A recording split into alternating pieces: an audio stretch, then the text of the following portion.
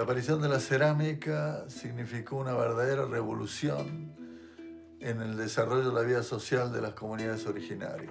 La cerámica aparece en el noroeste argentino, el NOA, como le decimos, hace unos 3.500 años, antes del presente. Aparece en lo que decimos el contexto de cazadores-recolectores o pastores nómadas incipientes, y no está asociada directamente con los pueblos agrícolas. Eso no ocurre casi en ningún lugar del mundo. La cerámica apareció en otros lugares también, no solo en el NOA, apareció antes de la aparición de la agricultura. Pero en esos momentos se usó de una cierta manera y muy diferente de cómo la usaron después los pueblos agrícolas. De hecho, cuando se propagó como tecnología, así como una tecnología exitosa, digamos, bien difundida por todos los lugares, fue efectivamente con los pueblos sedentarios agrícolas y en el noroeste con las primeras estancias, está asociado con las primeras, los aldeanos le llamamos, los aldeanos tempranos del NOA. Ahí, con los agricultores, cumplió la cerámica unas funciones que antes no cumplía, que era efectivamente hacer más, le llaman apetecibles a los alimentos, alimentos que antes no se podían comer. Y precisamente las cerámicas, las grandes ollas de cerámicas, permitieron el modo de cocción del guisado, del puchero, del hervido por largo tiempo. Entonces, eso se compaginó muy bien, se combinó muy bien con el modo de vida agrícola. En ese sentido, esa es la relación, digamos, que se establece. No solo se relaciona la cerámica, la adopción de la cerámica con nuevas necesidades en el procesamiento de alimentos por los cambios económicos, sino también con la misma posibilidad de acumular bienes que viene acompañando al sedentarismo. Podemos decir, por primera vez, el sedentarismo abre enormemente las posibilidades de acumulación de cosas en la historia humana. Y de hecho, una expansión fantástica en la cantidad de bienes que bueno, nos lleva hasta donde estamos ahora, que estamos completamente sepultados en objetos, digamos. Este proceso de acumulación, más allá de la acumulación de la riqueza, de acumulación de los objetos en la vida de la gente, es algo que empieza claramente hace alrededor de 3.000, 4.000 años con estos cambios que vengo contando. Cada vez que pensamos en introducir una tecnología, no solo tenemos que pensar en qué funciones sirve a los seres humanos, sino qué nuevos problemas le genera a los seres humanos hacerse cargo de tener nuevos objetos, algo creo que signa la mayor parte de nuestro tiempo. Hola, José. ¿Cómo andás, José? ¿Qué decís? ¿Cómo va tu viaje? ¿Ya estás saliendo? Bueno, no te llamaba para ver si podíamos comparar ese fragmento negro pulido mío con tu plato negro pulido de la puna. Yo ya te hice el corte delgado, lo dejé en el laboratorio y lo que quería es ver si podíamos comparar lo de las pastas de los dos. ¿Sí? ¿Y podrás esta tarde? Bueno, dale. Hacemos la comparación entonces usando microscopio allá. Y ya te digo, mi corte delgado ya está en laboratorio, así que lo tenés ahí. Bueno, buenísimo. Entonces, yo voy a estar un ratito antes porque tengo que pasar por el depósito para ver unas piezas. Dale, buenísimo. Un beso, José. Chau.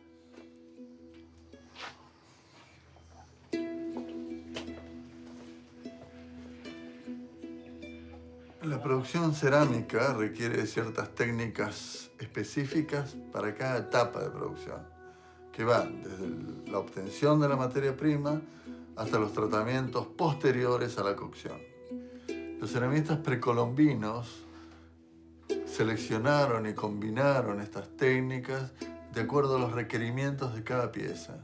Podríamos decir que en la producción de cada objeto cerámico entran en juego las materias primas que tenían a disposición, los conocimientos técnicos y las habilidades propias de cada artesano, sus criterios estéticos, la función a cumplir por cada objeto y los recursos disponibles para la cocción. Para hacer recipientes cerámicos se necesita disponer, en principio, de la materia prima. Hay que ir a buscarla a algunos lugares particulares donde hay canteras de arcilla, sobre todo. Se necesita juntar lo que llamamos el antiplástico o desgrasante, que puede ser arena gruesa o tiesto molido. Y después eso se combina con agua, esos dos componentes, se amasa y se levanta una vasija a mano a través de unas técnicas que llamamos, por ejemplo, de rodete, de rodillo o de chorizos también llamamos, o también por la adición de placas. Esas son las formas más comunes. Después viene otra etapa que es el secado, que a veces se combina o no con la decoración, por incisión, por ejemplo, o por grabado. Eso puede ser en una superficie más o menos seca, de consistencia de cuero, o de consistencia un poco más firme. Y también se puede adicionar en ese momento pinturas, pigmentos, que eso es otro elemento que hay que ir a conseguir. Una vez hecho el amasado, levantar la vasija, decimos, y después el secado, pasamos a la etapa de la cocción de la vasija o la quema de la vasija, que es muy importante. Es un momento, digamos, frágil para la vasija, y hay que llegar a una temperatura por lo menos de unos 500 grados. Y normalmente se hacen en fogones abiertos, al aire libre, en un espacio abierto y cubierto con leña, que es otro de los elementos que hay que conseguir para terminar con el proceso técnico de confección de cerámica. No hay ninguna duda que la aparición de las vasijas cerámicas implicaron realmente un cambio en las prácticas y hábitos alimenticios. En principio reemplazaron los contenedores hechos en cuero o con cestas impermeabilizadas donde la cocción se realizaba echando piedras calientes. Implicaron también un mejor tratamiento de los alimentos y, además, una innovación en el sentido de la combinación de ingredientes distintos. La aparición de los guisados, por ejemplo. También la alfarería cumplió funciones fuera del ámbito doméstico, por ejemplo, en el ámbito de los funerarios. Satisface una serie de necesidades, de utilidades que son de tipo económico, como permitir almacenar cosas sin que se pudren, líquidos sin que se derramen, el agua permite cocinar porque puede ser expuesta al fuego y transmite el calor. Pero también hay una cantidad de contextos que nos alertan de que igualmente servían para cosas que serían más inútiles en nuestra opinión. Por ejemplo, se acompañan comúnmente, gran parte de los materiales cerámicos que tenemos son extraídos de tumba, o sea que acompañan comúnmente a los muertos. Es decir, que se consideraba, acá tenemos un elemento donde la cerámica nos alerta de que se entendía que las personas tras la muerte continuaban teniendo algún tipo de vida que requería el consumo de alimentos justamente y el continuado uso de la cerámica en otras situaciones. Más complejo aparece aún la cosa cuando encontramos que algunos cuerpos son enterrados dentro de vasijas, lo cual nos alerta de que tal vez la vasija hay alguna analogía, simplemente lo largo como una idea, pero tal vez hay alguna analogía entre el contenedor cerámico y el útero, la matriz, donde las personas inician su existencia, donde pueden volver después de la muerte. Otros usos de la cerámica que nos están alertando, u otras formas, diseños que adquiere la cerámica que nos están alertando que tal vez es algo más que un utensilio. Por ejemplo, algunas cerámicas son contienen representaciones de personas o de animales o tal vez de seres míticos que combinan elementos de personas o de animales. A veces están moldeadas como tales e incluso uno puede reconocer que las asas son especies de brazos, ¿cierto? Y los cuellos son cabezas y tienen hombros y a veces están decoradas con patrones que recuerdan a los de los tejidos. Entonces uno empieza a darse cuenta de que tal vez estos objetos no son utensilios, sino son seres animados, personas, con las cuales tal vez estas otras poblaciones interactuaban, personas que con la ceguera de la modernidad no podemos ver, pero que sin embargo están ahí, están animados y tendríamos que empezar, y que tal vez están organizando una cantidad de relaciones que podríamos llamar propiamente sociales, en la medida en que son sujetos y por lo tanto estas joyas pueden embarcarse en relaciones sociales con las personas.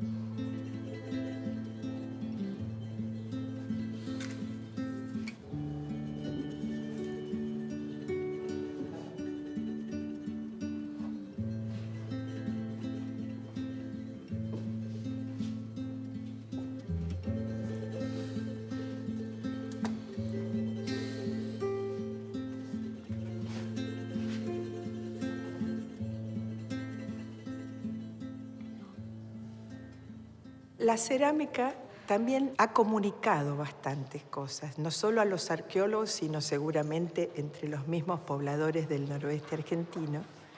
¿Por qué? Porque muchas de ellas eran muy particulares y de alguna manera adquieren su particularidad mucho con la decoración que tienen.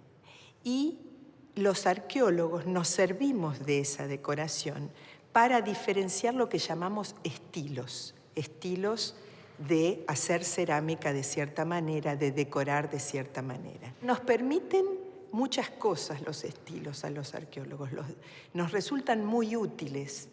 ¿Por qué? Porque los estilos nos indican una cosa importante que es la cronología. ¿A qué momento corresponde esta clase de cerámica? Normalmente nosotros caminamos por un sitio arqueológico, por las ruinas, y levantamos una cerámica que tiene decoración y el arqueólogo puede decir, esto es de tal siglo.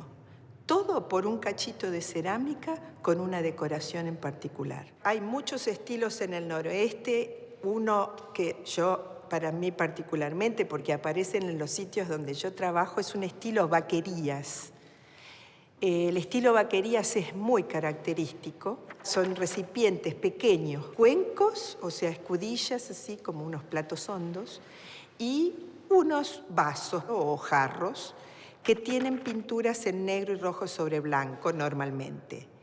Esa cerámica es muy particular, se fabricó sobre todo en Salta, en Jujuy, el sur de Jujuy, en Salta, en norte de Catamarca. Lo mismo otra cerámica que es muy común de encontrarla en los sitios arqueológicos, por ejemplo en el Valle de Santa María, el sitio de Loma Rica o el sitio de Rincón Chico, el sitio de Quilmes, que ustedes, bueno, los indios Quilmes fabricaban esta cerámica, las urnas santamarianas, por ejemplo, la fabricaban los indios Quilmes.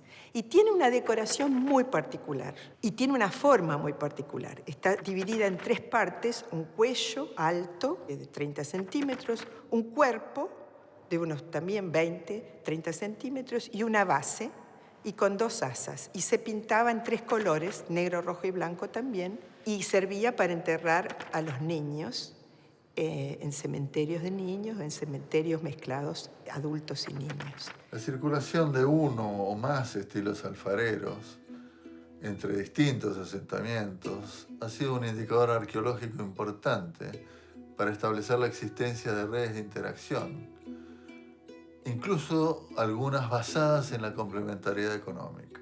Estas redes estaban apoyadas probablemente en relaciones de parentesco y en sistemas organizados de distribución e intercambio de objetos o bienes manufacturados o recursos a través de cargadores pedestres o caravanas de llamas.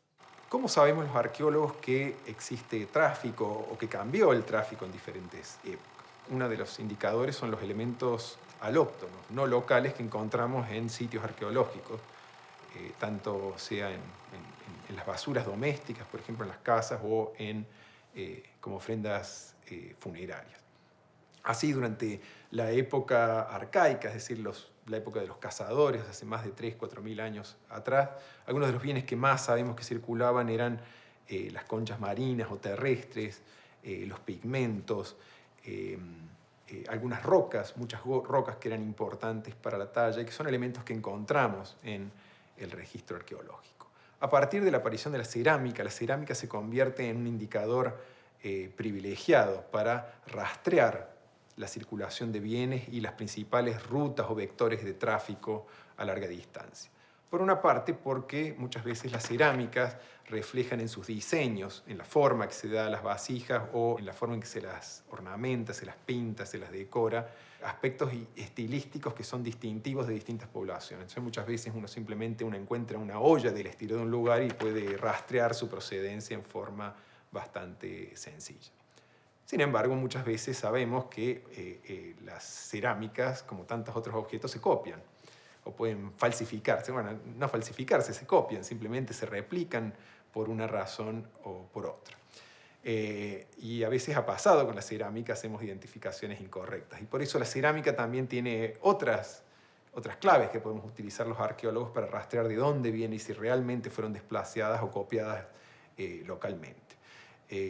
Específicamente las arcillas y muchas veces los antiplásticos que se utilizan en la fabricación o los pigmentos tienen señales o rastros químicos distintivos que pueden ser identificados por los arqueólogos a través de una cantidad de técnicas que se utilizan actualmente. Entonces podemos saber de dónde vienen los materiales, algo que también podemos hacer con la obsidiana y con otras materias primas líticas o las turquesas u otras, hasta los metales, por ejemplo.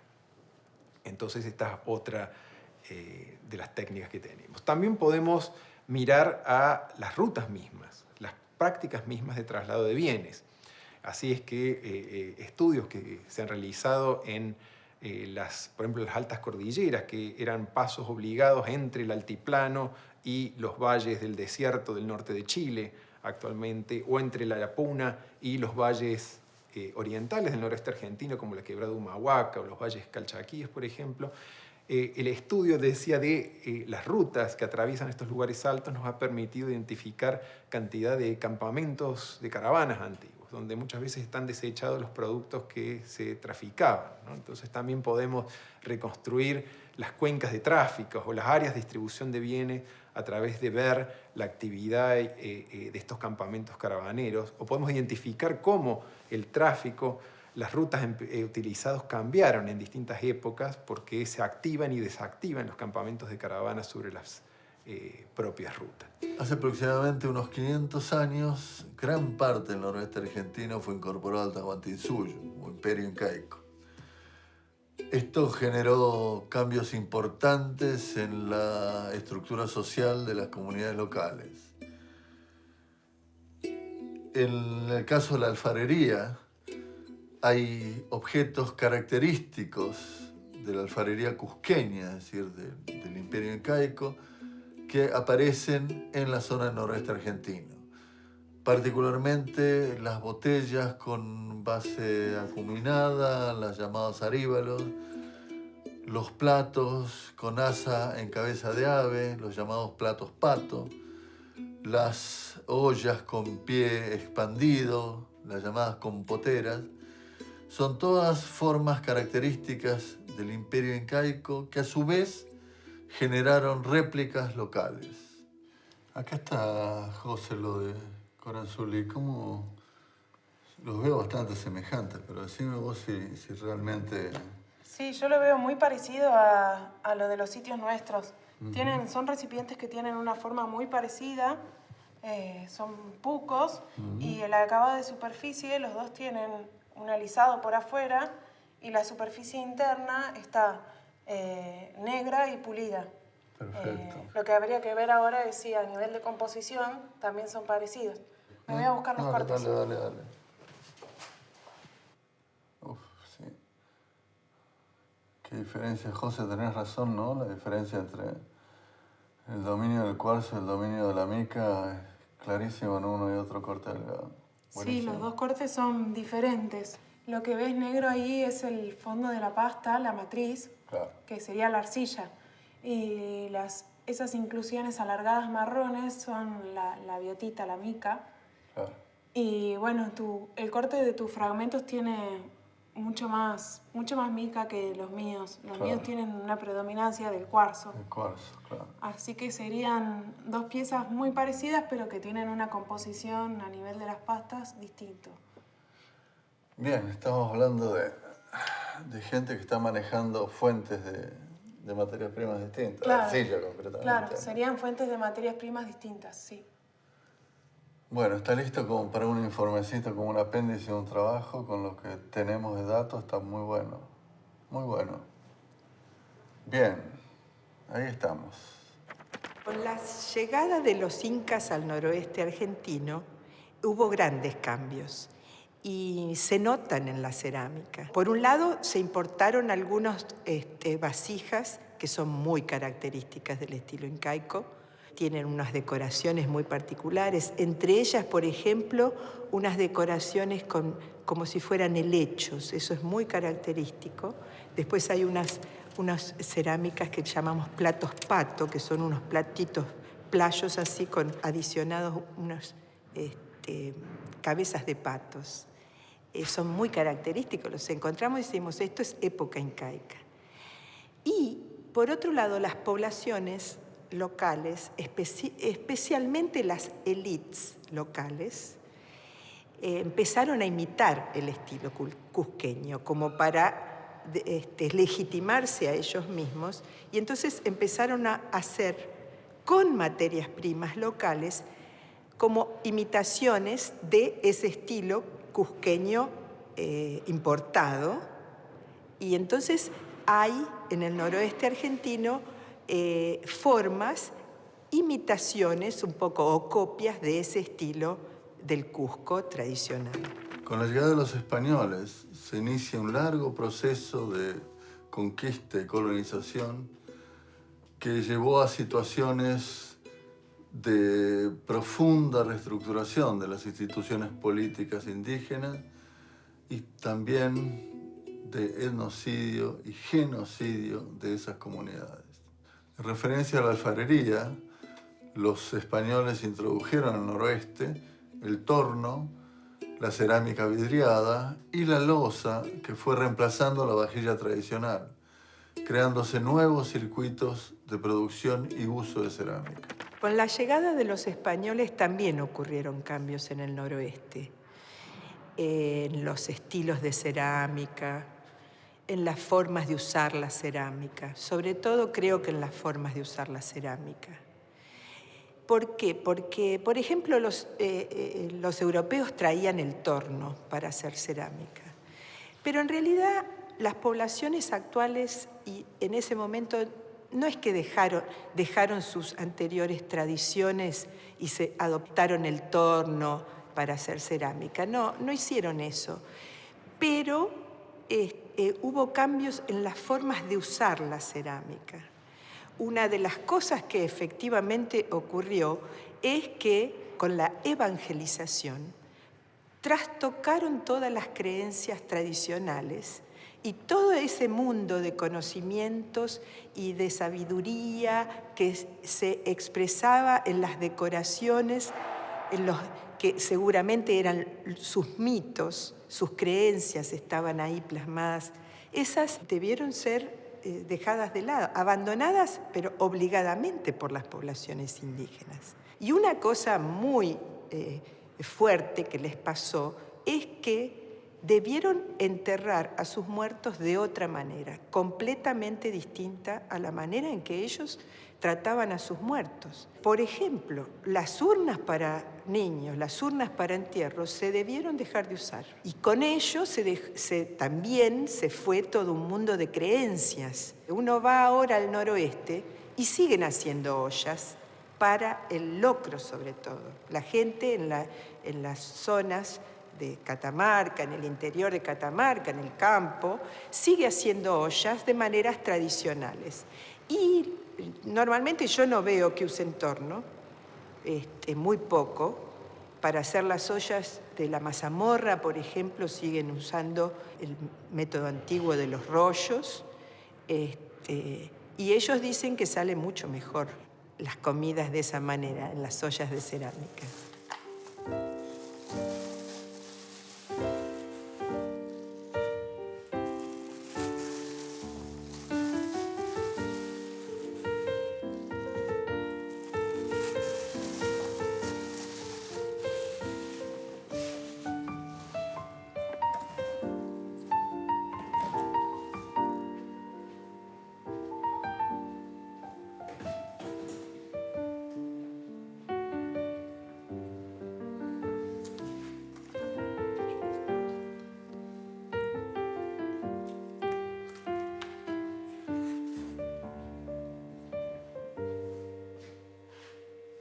La aparición de la cerámica, sin dudas, implicó cambios sustanciales en las comunidades originarias. Cambios que van desde la práctica en sí, digamos, en ventajas prácticas de la cerámica, o en la innovación crucial que implicó el cambio de los hábitos alimenticios.